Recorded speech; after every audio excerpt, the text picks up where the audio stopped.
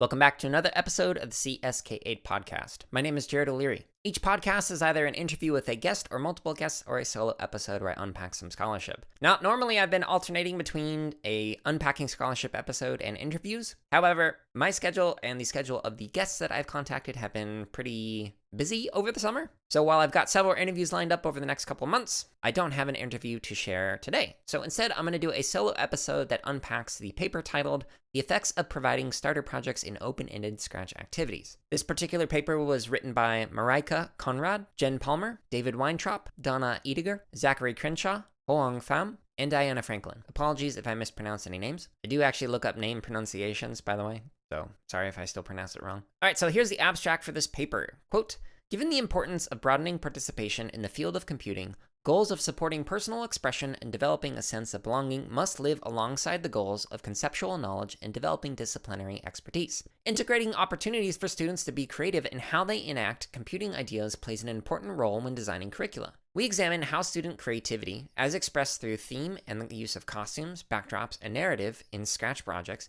is affected by using a themed starter project. Starter projects are Scratch projects that include a set of sprites and backdrops aligned to a theme, example, baseball, but no code. Using within group and between group comparisons, we establish a baseline of what students do when they are given a starter project and explore how their projects differ in the absence of a starter project. This work contributes to our understanding of the impacts of structured elements within open-ended learning tasks and how we can design computer science learning experiences for students that promote opportunities for self-expression while engaging them in computing. End quote. All right, so if I were to summarize this particular paper into a single sentence, I'd say that it's a study that compares two groups of students to determine the impact of Scratch starter projects on student creativity. All right, so this particular paper is guided by the question, quote, how does the use of theme starter project affect student creativity when authoring a computer program? End quote. From page 38. So if that particular question and this paper sounds interesting to you, I do recommend taking a look at the paper itself. I include a link to it in the show notes, as well as links to the author Google Scholar profiles, so you can check out more publications by the authors. You can find the show notes at jaredoleary.com, which has hundreds, if not thousands, of free resources for CS educators, including a link to bootuppd.org, which is the nonprofit that I work for, where I create 100% free coding curriculum. So check it out if you're interested in learning more about Scratch and Scratch Junior through interest-driven projects that you can do in your class. All right, so in the theory and prior work discussion, the authors mentioned that this is the curriculum Scratch Encore, which I've done another podcast episode on, and you can check that out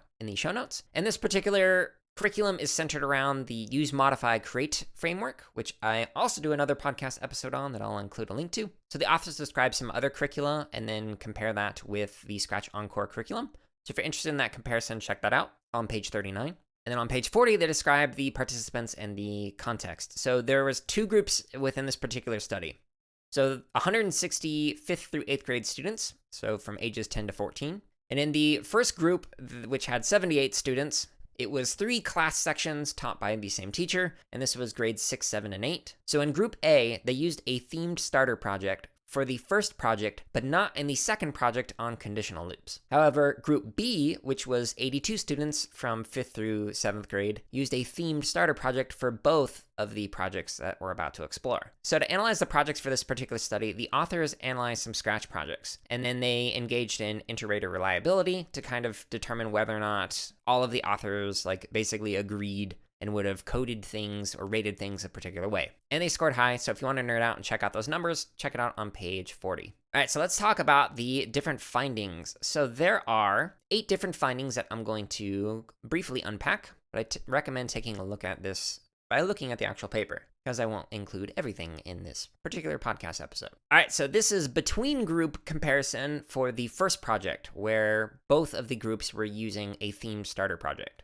All right, so finding 1, this is page 40, quote, students in both groups used similar numbers of backdrops and animated a similar number of sprites, but showed and programmed different number of sprites, end quote. So most students tended to use one backdrop. Most of the students had a similar number of animated sprites, so sprites who were moving in some way, either using a loop or continued animation. All right, so finding 2 for the between group results is, quote, projects across groups maintained the dance theme of the starter project, but in both groups, students incorporated additional youth cultural and nonsensical elements. Interestingly, even though both of these groups at this point in this particular project were using the same theme starter project, 18.8% of Group A had some kind of youth culture in their project. That's how the authors are describing it. But in Group B, only 7.23% of the students had some kind of youth culture within their project. So an example might be like a meme. So that's interesting because they were working off of the same theme project as a starter project. Now, finding 3. Quote, students in Group A used narrative significantly more than students in Group B, end quote. It's from page 40. So even though they both had the same themed starter project, Group A used nearly twice as many say blocks compared to Group B. And these say blocks are like the things where you can like give directions and make it so like a sprite looks like they're talking, either to the user or to other sprites, or maybe even to themselves. All right, and then the last finding for this between group analysis of the first project, where they were both working on a theme starter project, is, quote, students in both groups found ways to individualize projects within the starter project theme, end quote. Now, interestingly, Group B was nearly twice as likely to add new costumes from the Scratch library than Group A. Now, this is a particular interest because Group A ends up being more creative, according to the authors, on the second project, when they didn't have to use the starter theme. Speaking of, so the next set of findings is comparing the two groups on the second project, where Group B is the group that had the themed starter project, and Group A did not have to use that. So here's finding 5 from page 41. Quote, student projects created without starter projects differed aesthetically and thematically from those with starter projects, but used CS concepts in similar ways, end quote.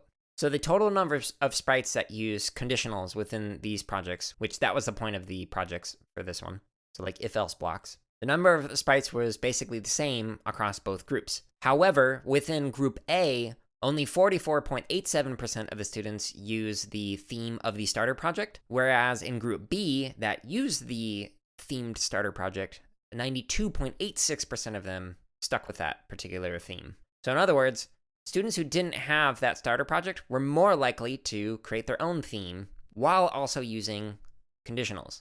And that group was more than 3 times as likely to reference youth culture in their projects. So for example, Group A had 38.46% of the projects reference some kind of youth culture, like a meme, whereas Group B only had 11.9% in this second project. They were also more likely to include nonsensical elements. So an example that they give is a giraffe that's talking to Apple AirPod headphones. There are also large differences in each group on whether or not they'd use the provided costume.